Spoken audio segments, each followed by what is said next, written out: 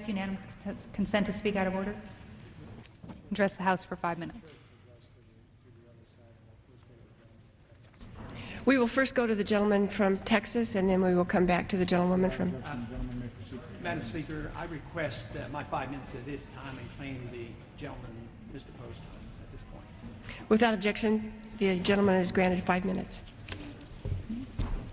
I thank you, Madam Speaker.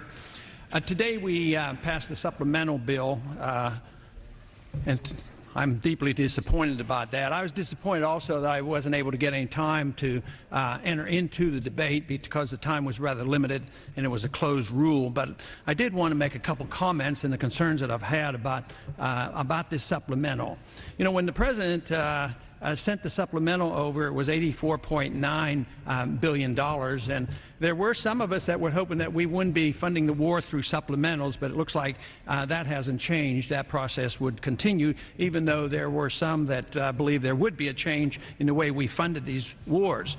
But when that bill came to the House, there was a lot of expression about concern about spending too much money, but by the time it got to the floor, it was $96.7 billion, and things were added. For instance, $2 billion for the flu epidemic that didn't occur, but we're going to spend $2 billion trying to figure out whether or not we're ever going to have an epidemic.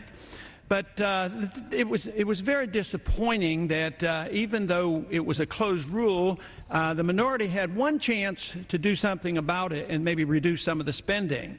But lo and behold, when that amendment was offered, it was offered to increase the spending by $2.9 billion. But there was a lot of expression of the outcry about this spending and the deficits we have, and the deficits are exploding, and the Social Security, Medicare, and Medicaid are underfunded, and we're in the midst of a crisis, but it doesn't seem to bother anybody about spending. But the truth is, the Treasury's bare. The Treasury's empty, and yet we continue to spend all this money. So where do they think they're going to get this money?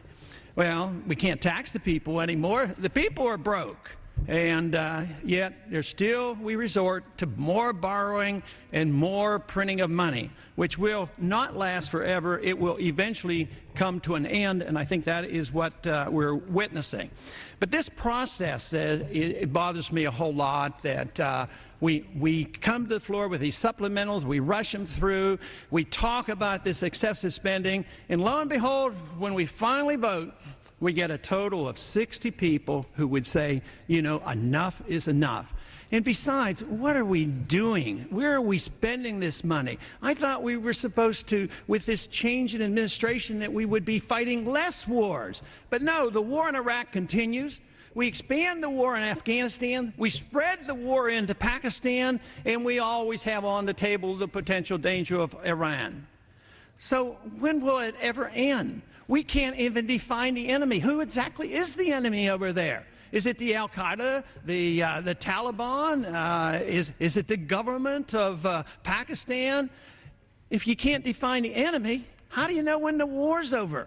If we're in war, which we are, how can this be anything other than war? When was this war declared? Oh, well, we got this authority 5 or 10 years ago. Who knows when? Perpetual war. This is what we're involved with, perpetual spending. And then we say, well, we have to do that to be safe. That is what is preposterous. It's the very policy that makes us unsafe.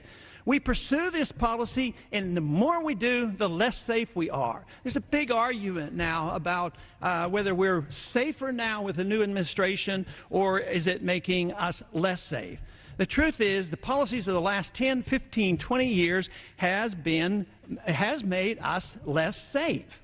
And as long as we occupy countries, as long as we kill other people and civilians are being killed, we are going to build enemies. And as long as we're known throughout the world that we torture people, we will incite people to hate us and want to come here to kill us. So we aren't more safe. We're less safe by this foreign policy. And someday we have to wise up, change our ways, and not be the policeman of the world, not to pretend that we can be the nation builder of the world.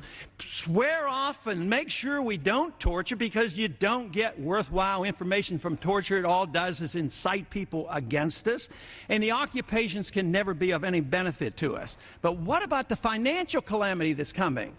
I'm afraid this is the way this will end, through another financial crisis much bigger than the one we currently have, because you can't create $2 trillion of new money every year and expect this system to continue. The Soviet system collapsed because they couldn't afford it. Their economic system was a total failure. We did not have to fight the Soviets.